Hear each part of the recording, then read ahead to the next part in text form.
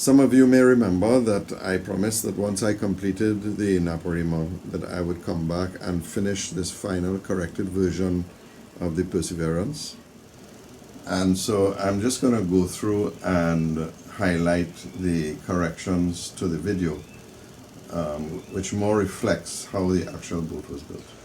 Rather than go through all the details of it, one of the things we did is we put a base at the bottom of the front deck because Richard had identified that in fact they used to stuff things in here and they needed to raise the base so they wouldn't be sitting in the bilge.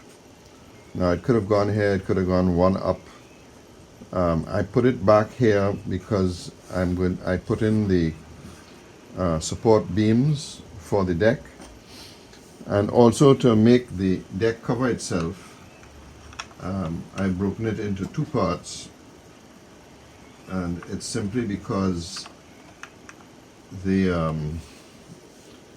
ribs are at an angle, so it's almost impossible to line them up straight, and then if you put them in at an angle you can't fit this piece in. So the simple solution was to cut it into two pieces. I could accurately fit each piece and get a nice tight join. The other thing that I've done is I've cleaned up all the inside. So again, you look, this is finished on the inside almost as beautiful as it will be finished on the outside. So again, it makes, when time comes to paint, the inside will carry the paint job with a lot less work than if I hadn't done that.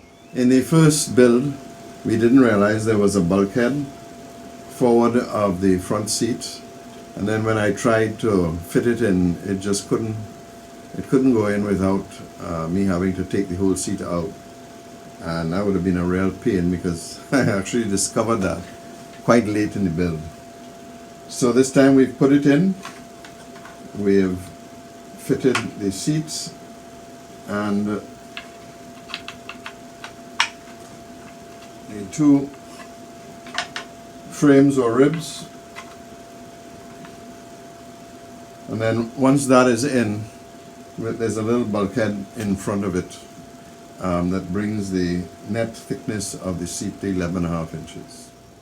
We've continued putting the frames in place, and we've come to that magic number, which is the false seat, or seat number 3, which is really a board that is placed in the boat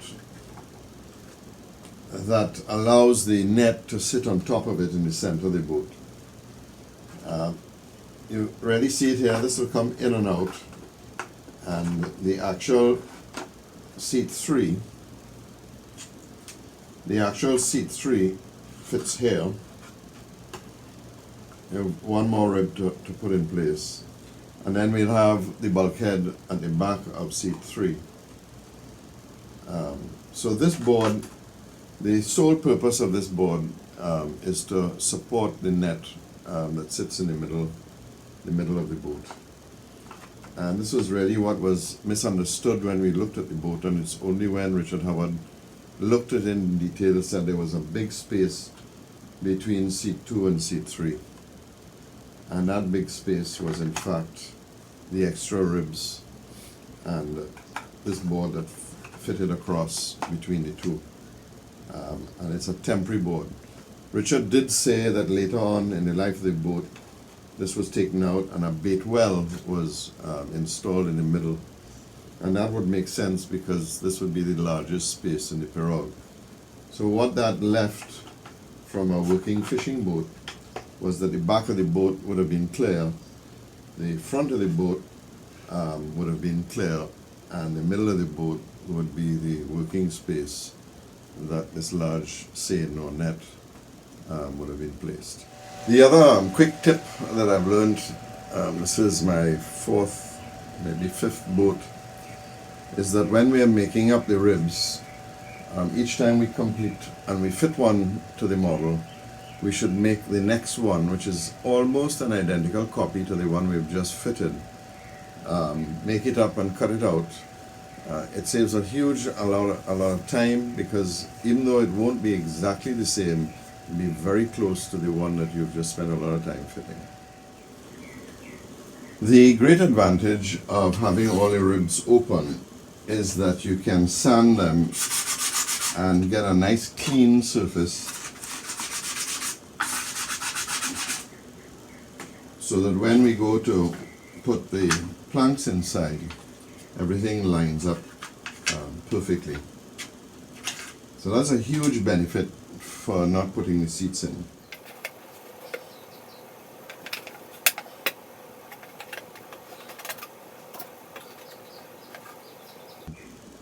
And of course, we've fitted them, so the truth is there's no real reason to do it the way I did it the first time, like this one, where everything is sealed inside. This then is the preferred method for preparing the ribs and allowing us to keep access to the entire internals. This time we fitted the bulkhead, back bulkhead. There will be a floorboard support on the bottom, so it doesn't have to be absolutely perfect. I mean, it should be as perfect as you can get it. But the truth is, you're not going to see these lines. The side lines are more important than, say, down on the bottom.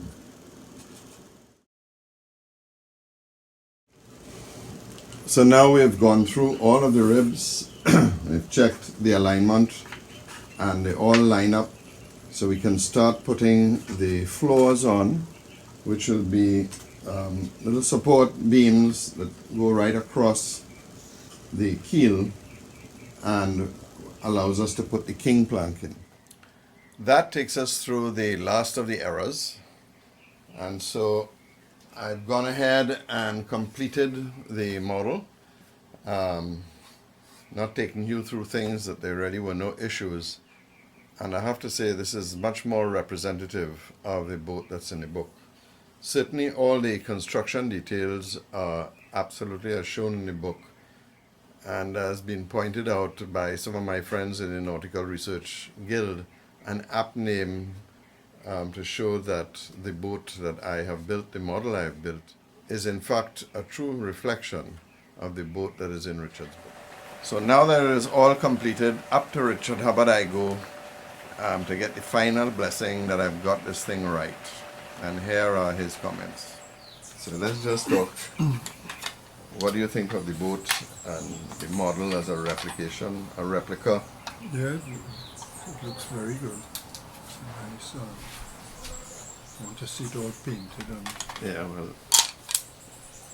but we have this error here, which we need 2 of these temporary seats. yes, And then these boards are too long.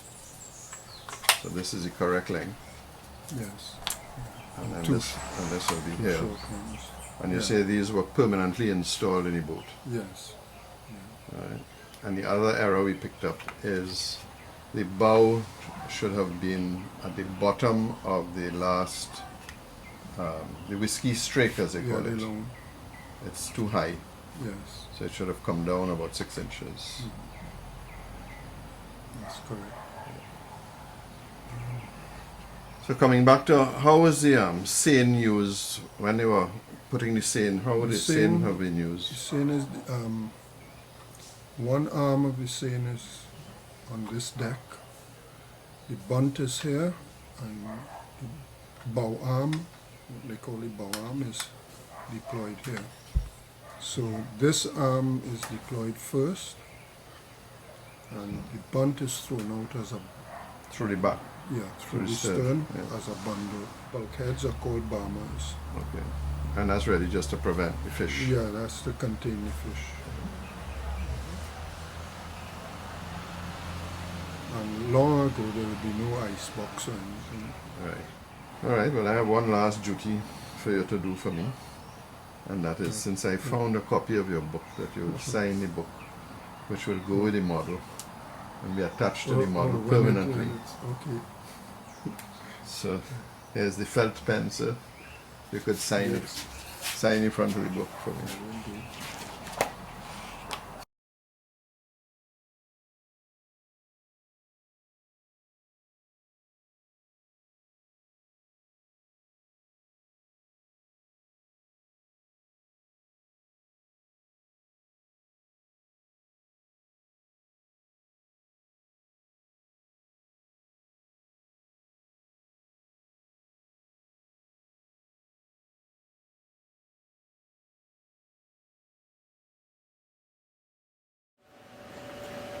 So back home, long drive, and most of you know I don't handle errors well.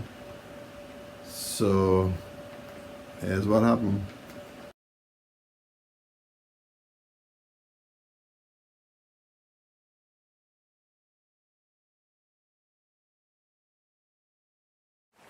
One of them was easy to fix.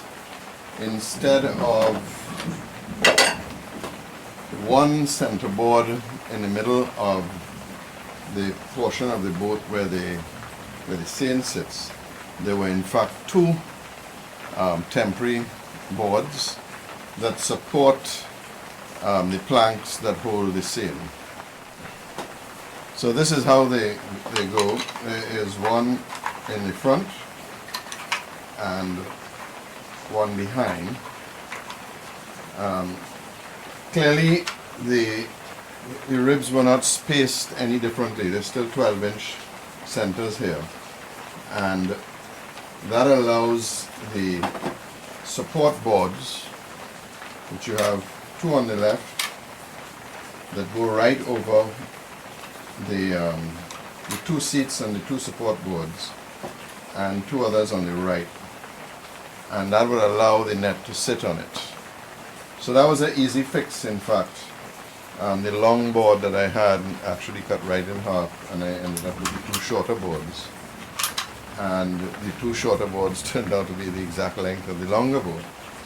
And then the other thing he said is they were too wide. They would have been 12 inches in diameter. So again, that was a simple fix.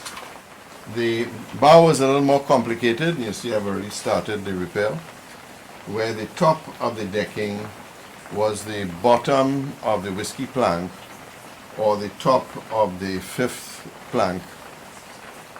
So I'm going to take it out and just redo the whole thing, because that's the last major flaw in the boat. So it's all cleaned up, no damage at all to the ribs or the frames. I'm not going to go through showing you how to put that in. I've done that already. But you will see a picture of the end with this error corrected.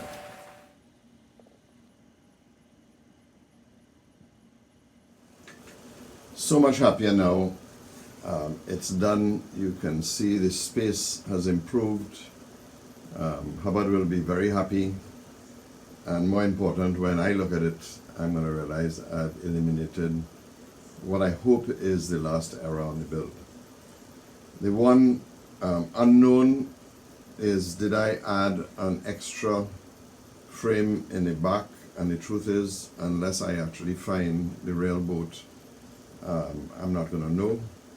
Richard certainly has no clue, and this is what I was able to determine from the photographs in the book.